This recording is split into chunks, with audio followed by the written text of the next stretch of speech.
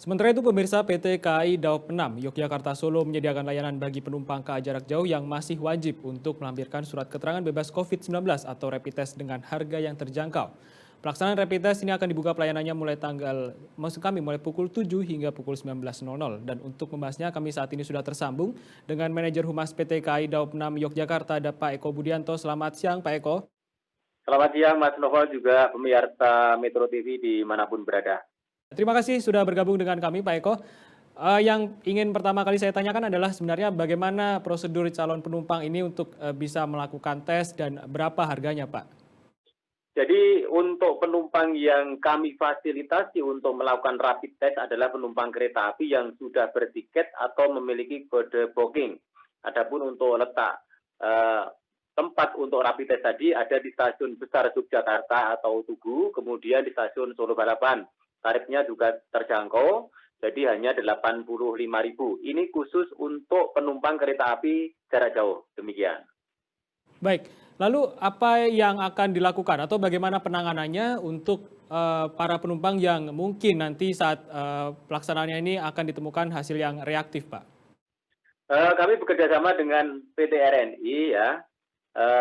Kemudian untuk saudara kita, kalau diperiksa kebetulan terdapat indikasi reaktif, ya kami akan sendirikan. Jadi kami sudah ada tempat isolasi bagi saudara kami yang ada gejala terindikasi COVID-19, kami akan sendirikan, kemudian juga kami akan tangani, dan tentunya tidak boleh berangkat naik kereta api, karena kami hanya mengangkut saudara kita yang memang negatif COVID-19. Baik, apakah untuk yang reaktif ini juga bisa melakukan refund atau mungkin reschedule, Pak, untuk keberangkatannya atau benar-benar harus mengulangi pembelian tiket dari awal lagi?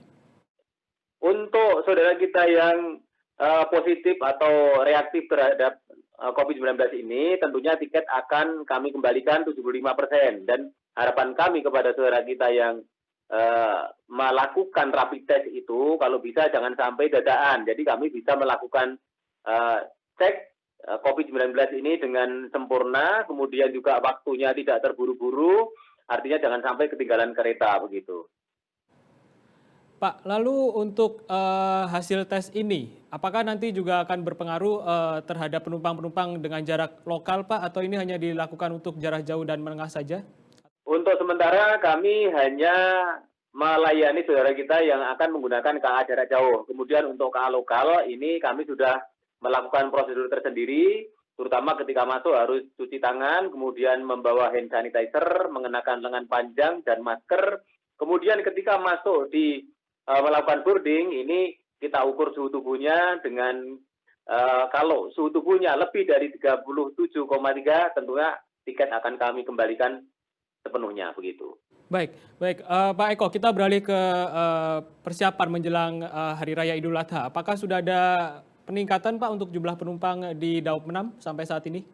Untuk Daop 6, ini kereta api selama Idul Adha ini akan kita operasikan mulai hari Kamis, Jumat, Sabtu, dan Minggu. Jadi biasanya hari saat weekend saja, Jumat, Sabtu, Minggu, tapi karena ini ada Idul Adha, bertepatan hari Jumat, jadi kami awali Kamis, Jumat, Sabtu, dan Minggu kita operasikan. Adapun beberapa kereta api yang kita operasikan ini antara lain Argo Lawu, Taksaka, Argo Dipangga, kemudian beberapa KA ekonomi ini sudah acet ya, sudah tiap hari kita operasikan. Ini ada dari Tanjung, kemudian Bengawan, kemudian ada KA dari Blitar ke Kiara Condong, kemudian ada juga KA Kahuripan begitu. Baik, kalau direfleksikan pada Hari Raya Idul Adha tahun lalu, Hamin berapa, Pak, mulai ada kenaikan atau puncaknya ini kapan, Pak? Sebetulnya kalau pas Idul Adha tahun lalu itu seperti hari biasa saja, karena yang mudik itu biasanya pas Hari Raya Idul Fitri. Namun karena untuk tahun ini Hari Raya Idul Fitri kita dilarang mudik ya, ada perlakuan untuk kita tidak diperkenankan mudik, maka masyarakat banyak yang melakukan mudik pada saat Idul Adha saat ini. Kemudian untuk okupansi kereta api kami informasikan juga kami masih melakukan physical distancing, artinya tidak sepenuhnya tempat duduk kami jual, kami hanya melakukan penjualan tiket hanya 70% dari kapasitas angkut kereta api, begitu. Baik Pak Eko, terakhir Pak Eko tadi Pak Eko menyebutkan bahwa masih belum full capacity, artinya tiket ini masih dijual 70%. Lalu untuk mengantisipasi lonjakan penumpang, apakah juga akan tidak ada penambahan rangkaian Pak atau penambahan jam keberangkatan? Untuk sementara kami sebutkan tadi, kami hanya di Daup 6 ini mengoperasikan KA-KA ekonomi yang tadi saya sebutkan, ada Bengawan, Sri Tanjung, kemudian Kahuripan, kemudian kereta api dari stasiun keberangkatan Solo Balapan maupun Tugu ini ada kereta api Turangga, Largo Lawu, Argo Dipangga, kemudian Bima. Ini semua kereta api jarak jauh kelas eksekutif yang melayani saudara kita di stasiun besar Solo Balapan maupun stasiun Tugu atau Yogyakarta. Terus kemudian juga kami informasikan juga bahwa layanan kami ini sementara ini masih belum full, masih sekitar 8% dari total operasional kereta api. Karena apa? Karena ini masih tetap melaksanakan apa yang dianjurkan pemerintah untuk ikut mencegah penularan mata rantai COVID-19. Jadi kami harus berhati-hati dan ekstra hati-hati memenuhi protokol gugus tugas yang sudah ditetapkan, begitu. Baik, baik terima kasih Pak Eko atas informasinya dan telah bergabung bersama kami. Selamat kembali bertugas Pak Eko. Dan pemirsa, selanjutnya akan hadirkan saya Yana Ramadina di Metro News paruh kedua. Untuk itu jangan kemana-mana, kami akan segera kembali usai jeda berikut ini.